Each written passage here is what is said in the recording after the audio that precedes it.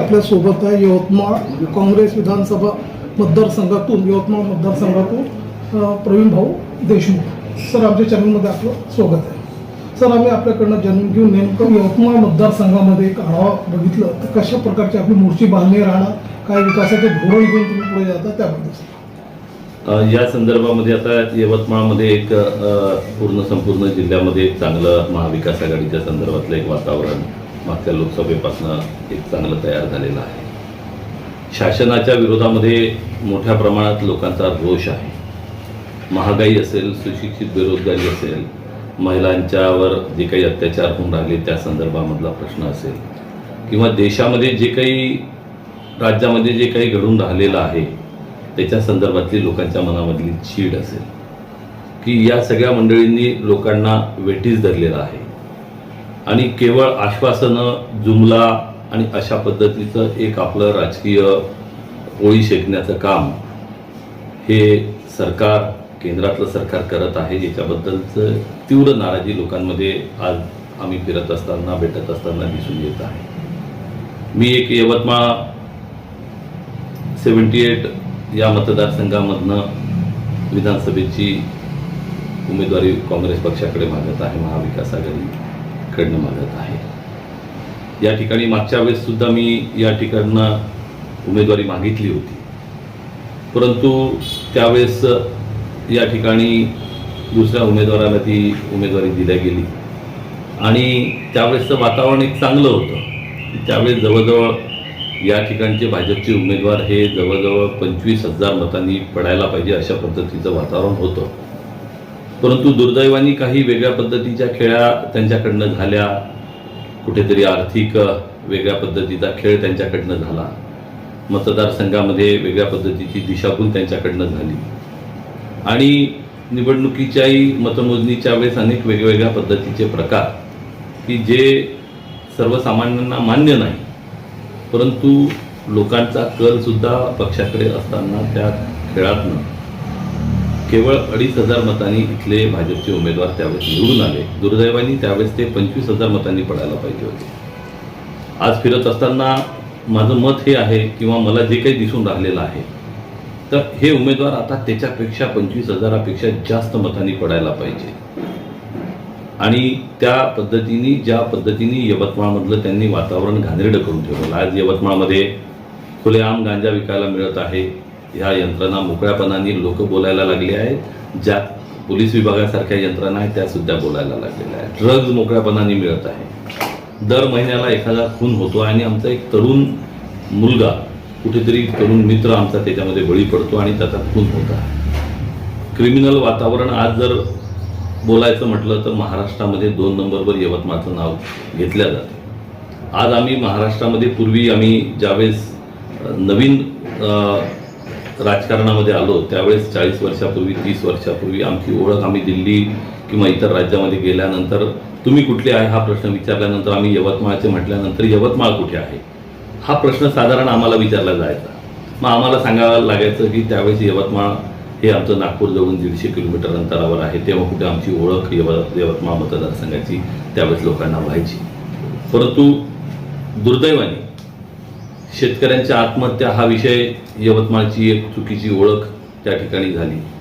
आम्ही यवतमाळची त्या दरम्यानच्या काळामध्ये यवतमाळ म्हटलं की अरे हो, तिथे शेतकऱ्यांच्या मोठ्या प्रमाणात आत्महत्या होत्या, कापूस पिकवणारा भाग आहे, अशा पद्धतीची लोक बोलायची.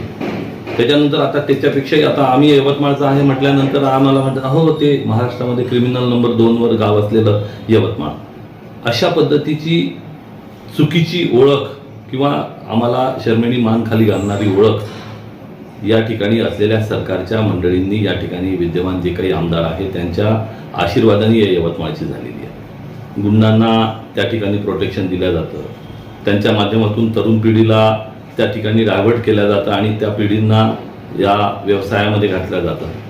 अशा वेगवेगळ्या पद्धतीचे व्यवसाय जागा खाली करून घेण्याचा विषय असो, रस्त्याचा प्रश्न जर म्हटलं तर आज यवतमाळच्या संदर्भामध्ये अमृत योजना ही गेल्या 10 वर्षापासून लोकांना पाणी मिळायला पाहिजे त्या प्रतीक्षेत आहे. मागच्या वेळेसही हा महत्त्वाचा मुद्दा होता, परंतु कुठेतरी त्यांनी चुकीच्या पद्धतीने तो मुद्दा हाताळला आणि लोकांची दिशाभूल केली. तारखावर तारखा दिल्या परंतु त्या अमृत योजनेचं उद्घाटन झालं नाही. आज दुर्दैवाने त्याच योजनेचं ज्या 5 वर्षापूर्वी मदन येरावारांनी तारखा दिल्या होत्या की ही योजना आम्ही या तारखेला जाहीर करू, आज त्याच्यानंतर 5-7 वर्षांनी मोदी साहेब दिल्लीवरनं बटन दाबून त्या योजनेचं उद्घाटन करतात. ही पंतप्रधानांची प्रतिमा खाली घालण्याचा प्रकार आहे की यवतमाळच्या जनतेला आजही पिण्याचं पाणी घरी मिळत नाही आहे आणि त्या फेलीवर झालेल्या भ्रष्टाचार त्याच्यामध्ये मोठ्या प्रमाणात झालेल्या योजनेवर पांघरून घालायसाठी पंतप्रधानाच्या सारख्या माणसांच्या हाताने, मुख्यमंत्र्यासारख्याच्या हाताने या ठिकाणी त्याचं उद्घाटन स्वतःची राजकीय पोळी शिजवायसाठी इथले जर राजकारणी त्यांच्या पक्षाचे लोक करत असेल तर ही अतिशय दुर्दैवाची गोष्ट आहे की त्यांना मला वाटते की याच्यापासून कुठेतरी दूर ठेवलं गेलं, खोटं सांगितलं गेलं आणि त्या नळ योजनेचं या ठिकाणी उद्घाटन केलं. आजही यवतमाळकरांना पिण्याचं पाणी मिळत नाही. शिडकाचं काम इथे थांबलेलं आहे. विद्यमान आमदारप्रती लोकांमध्ये नाराजगी आहे.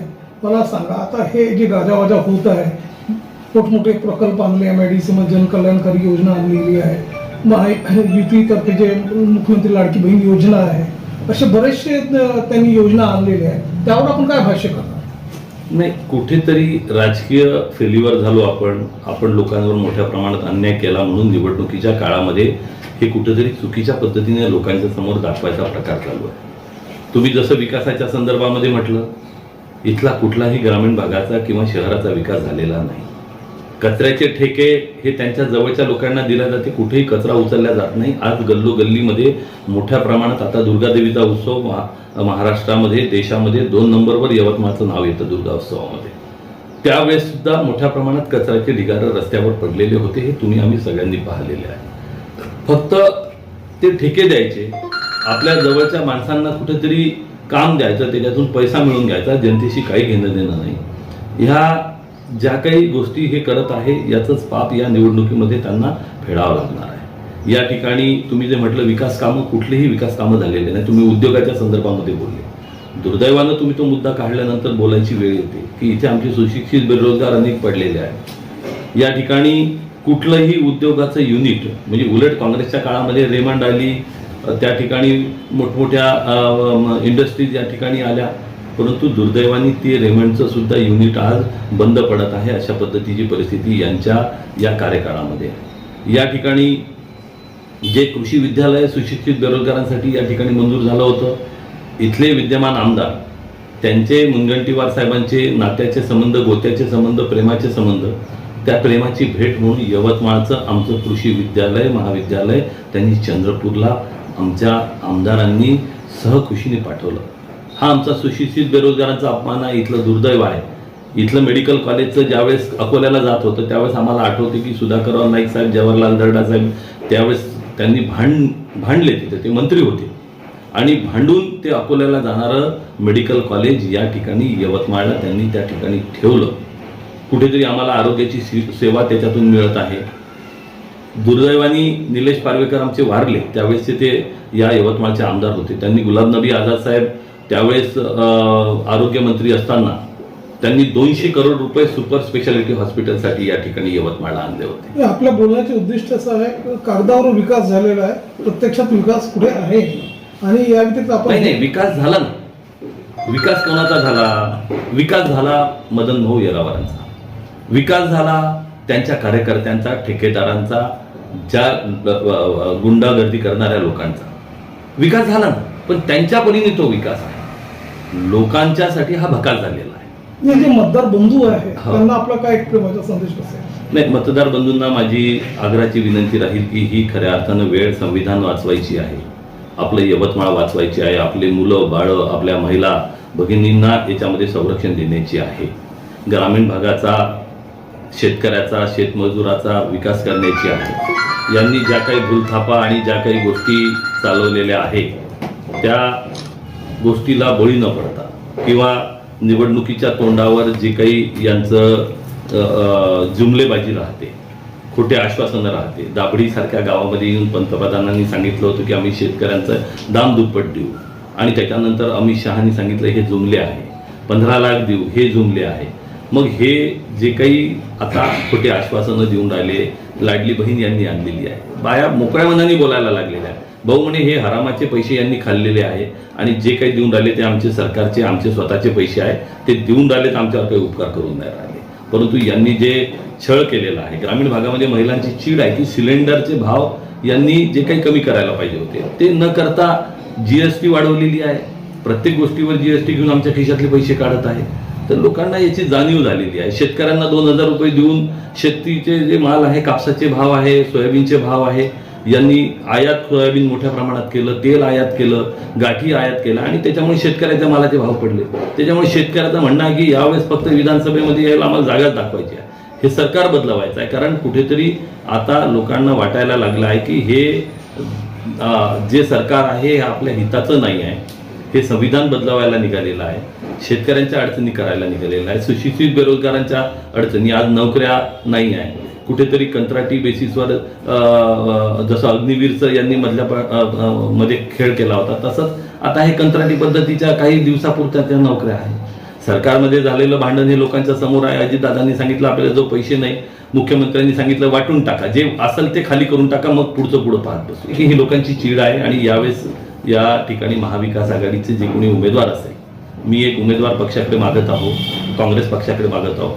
हा मतदारसंघ उभाटाला सुटतो, काँग्रेसला सुटतो, हा एक प्रश्न या 2 दिवसामध्ये सुटेल. आम्हाला आशा आहे की हा मतदारसंघ काँग्रेस पक्षाला सुटेल आणि काँग्रेस पक्षाचा उमेदवार, महाविकास आघाडीचा उमेदवार मोठ्या प्रमाणात या ठिकाणी निवडून येईल. एक मी स्वतः उमेदवार म्हणून या मतदारसंघातले जे काही प्रश्न आहे, जी गुंडागर्दी आहे, जे यांनी या ठिकाणी यवतमाळमध्ये सर्वसामान्य लोकांना अडचणीत यांनी पकडून ठेवलेलं आहे, याला उत्तर आम्ही या ठिकाणी एक या मतदारसंघाचे उमेदवार म्हणून, आमदार म्हणून काम करायची संधी मिळाली तर जशास तसं उत्तर देऊन यवतमाळची गुंडागर्दी बंद करू, यवतमाळमध्ये होत असलेले जे काही अन्याय आहेत ते बंद करू, या ठिकाणी जे गुंड आहे त्यांना या ठिकाणी हद्दपार करू, अशा पद्धतीचं एक लोकप्रतिनिधी म्हणून आरोग्याची सेवा, शिक्षणाच्या संदर्भातल्या सुविधा आणि नगर परिषद क्षेत्रामध्ये जे काही लोकांना असुरक्षित वाटत आहे त्याच्यासाठी एक चांगलं काम एक लोकप्रतिनिधी म्हणून, आणि संधी नाही मिळाली तरी त्या पद्धतीने आम्ही जो कोणी उमेदवार असेल त्याच्यासोबत राहू आणि महाविकास आघाडीचा उमेदवार निवडून आणू, एवढंच आपल्या माध्यमातून लोकांना आवाहन करतो की ही लढाई तुमची आहे. या विधानसभेमध्ये यांना हद्दपार करणं गरजेचं आहे. त्याच्यामुळे महाविकास आघाडीचे जे उमेदवार असतील त्यांना आपण या निवडणुकीमध्ये निवडून द्यावं, अशा पद्धतीचे हात जोडून विनंती सर्व मतदार बंधूंना, सर्व शेतकरी बंधूंना, विशेषतः आमच्या युवक वर्गाला, आमच्या महिला भगिनींना मी विनंती करतो. धन्यवाद.